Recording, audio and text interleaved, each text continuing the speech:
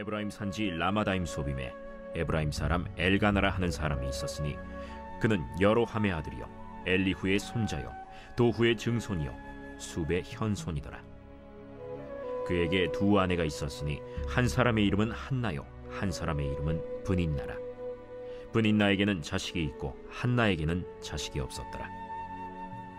이 사람이 매년 자기 성읍에서 나와서 실로에 올라가서 만군의 여호와께 예배하며 제사를 드렸는데 엘리의 두 아들 홈니와 비느하스가 여호와의 제사장으로 거기에 있었더라.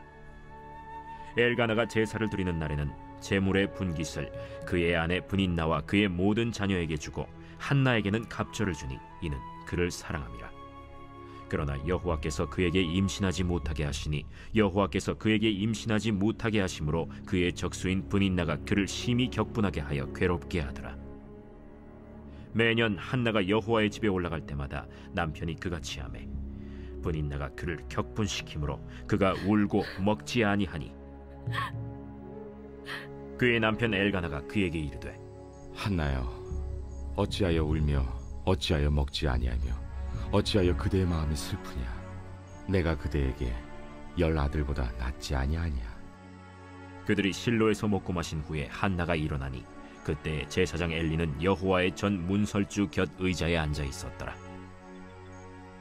한나가 마음이 괴로워서 여호와께 기도하고 통곡하며 서원하여 이르되 만군의 여호와여, 만일 주의 여종의 고통을 돌보시고 나를 기억하사 주의 여종을 잊지 아니하시고 주의 여종에게 아들을 주시면 내가 그의 평생에 그를 여호와께 들고 삭도를 그의 머리에 대지 아니하겠나이까. 그가 여호와 앞에 오래 기도하는 동안에 엘리가 그의 입을 주목한즉 한나가 속으로 말하매 입술만 움직이고 음성은 들리지 아니하므로 엘리는 그가 취한 줄로 생각한지라. 엘리가 그에게 이르되 네가 언제까지 취하여 있겠느냐? 포도주를 끊으라. 주여, 그렇지 아니하니이다.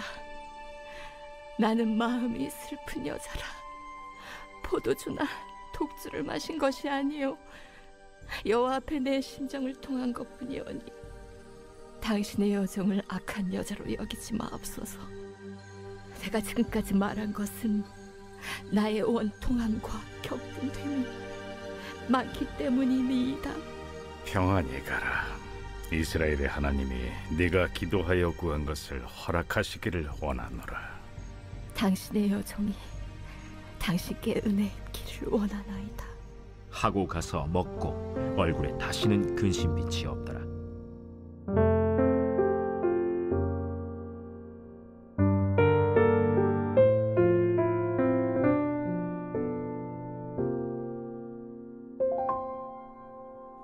오늘 말씀은 사무엘상인데요.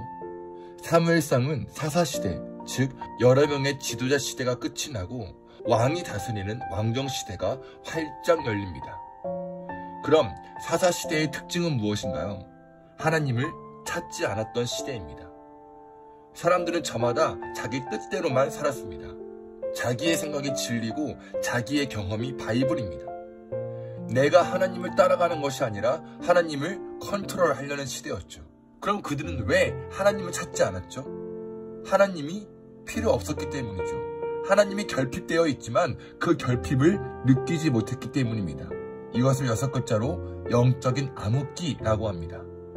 이렇게 영적인 암흑기였던 사사시대에 마지막 사사가 등장합니다. 누구죠?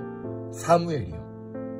이렇게 사무엘이 등장하기에 앞서 사무엘이 어떻게 태어났는지를 소개하는데요. 사무엘의 엄마 한나가 등장합니다. 한나의 남편은 엘가나입니다. 한나는 그의 첫 번째 부인이었고요. 이때 당시 본처가 자식을 낳지 못하면 대를 이을 수 없으므로 둘째 부인을 통해 대를 이어야만 했습니다. 그래서 엘가나는 둘째 부인 브닌나를 얻고 자식을 낳았죠. 이 말씀에서 우리가 알 수 있는 것은 뭐냐? 한나는 자식을 낳지 못하는 불임 여성임을 알 수 있습니다. 그래서 한나는 매우 고통스러웠고 매우 괴로웠죠. 그런데 여러분, 여기서 한나의 불임은 한 개인의 아픔이기도 하지만 그 시대를 반영하는 시대상이기도 합니다. 아까 말했던 것처럼 미래와 소망이 없는 영적인 암흑기 사사시대를 한 여성의 불임으로 드러냈다는 것이죠. 중요한 건 뭐예요? 불임이 불임으로 끝나지 않고 끝내 사무엘이 탄생했다는 것입니다. 사무엘의 탄생은 곧 무엇을 말하죠? 눈을 감았던 이스라엘이 눈을 뜨게 되고 귀를 막았던 이스라엘이 귀를 열게 된다는 것입니다. 사무엘의 탄생으로 불임이 끝난 것처럼 이스라엘의 영적인 암흑기가 끝이 났다는 것입니다. 이스라엘이 하나님 말씀을 듣지 않아서 하나님도 그들에게 말씀하시는 것이 드물었지만 그렇게 침묵하시던 하나님께서 사무엘을 통해 다시 말씀하시고 다시 이스라엘을 통치하십니다. 그럼 사사시대가 끝이 나고 왕정시대가 열리는 이 중요한 시점, 한나의 역할은 무엇이었을까요? 한나의 남편 엘가나는 그의 가족들과 함께 제사를 드린 후에 그 드린 제물 중에 일부를 가족과 함께 나눕니다. 그런데 엘가나의 두 번째 부인 브린나와 그가 낳은 모든 아들, 딸들에게는 제물을 각각 한 몫씩 나누지만 한나에게는 두 몫을 줍니다. 왜요? 엘가나가 한나를 더 많이 사랑했거든요. 더군다나 한나는 지금 미칠 지경입니다. 브린나가 한나를 괴롭혔거든요. 자녀 없는 여인의 수치심을 계속 건드리는 거예요. 그러니 한나가 계속 울기만 하고 식음을 전폐합니다.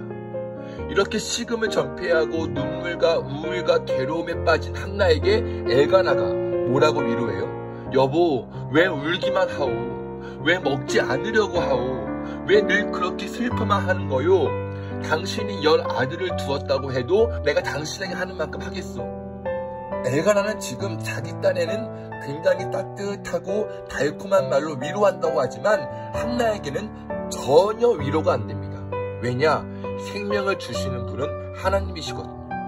자신의 기도에 응답하시는 분은 하나님밖에 없거든요. 사랑하는 여러분, 영적인 암흑기, 영적인 불임에서 벗어날 수 있는 첫 번째 비결은 하나님의 능력을 인정하는 것입니다.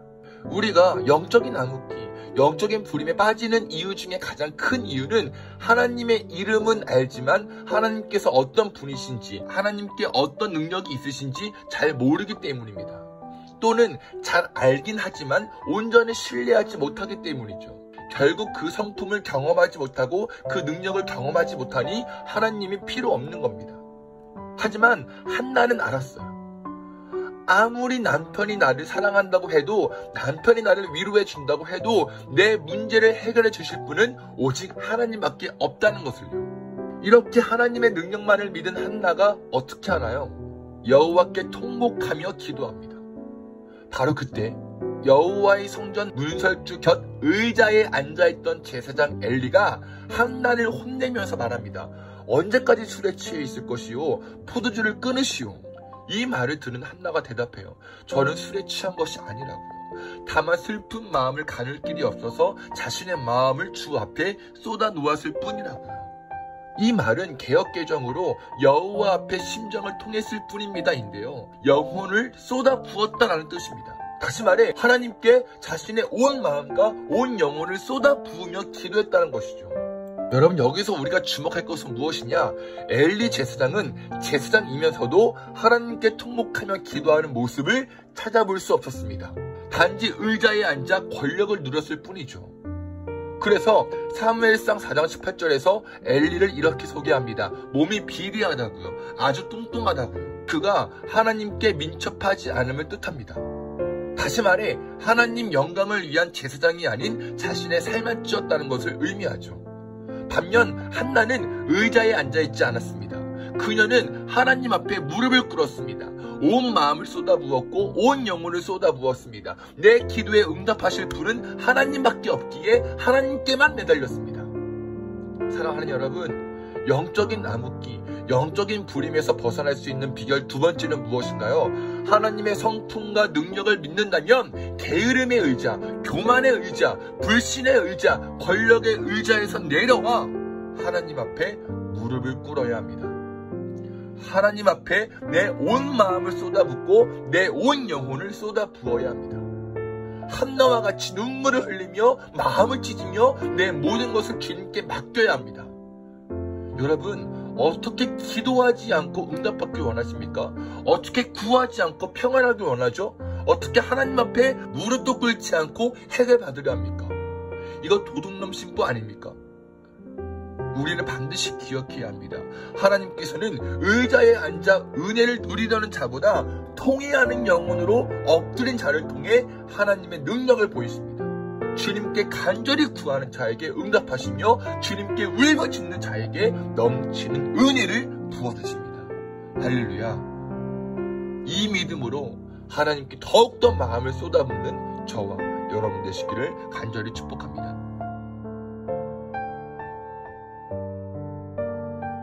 나의 모습, 나의 소유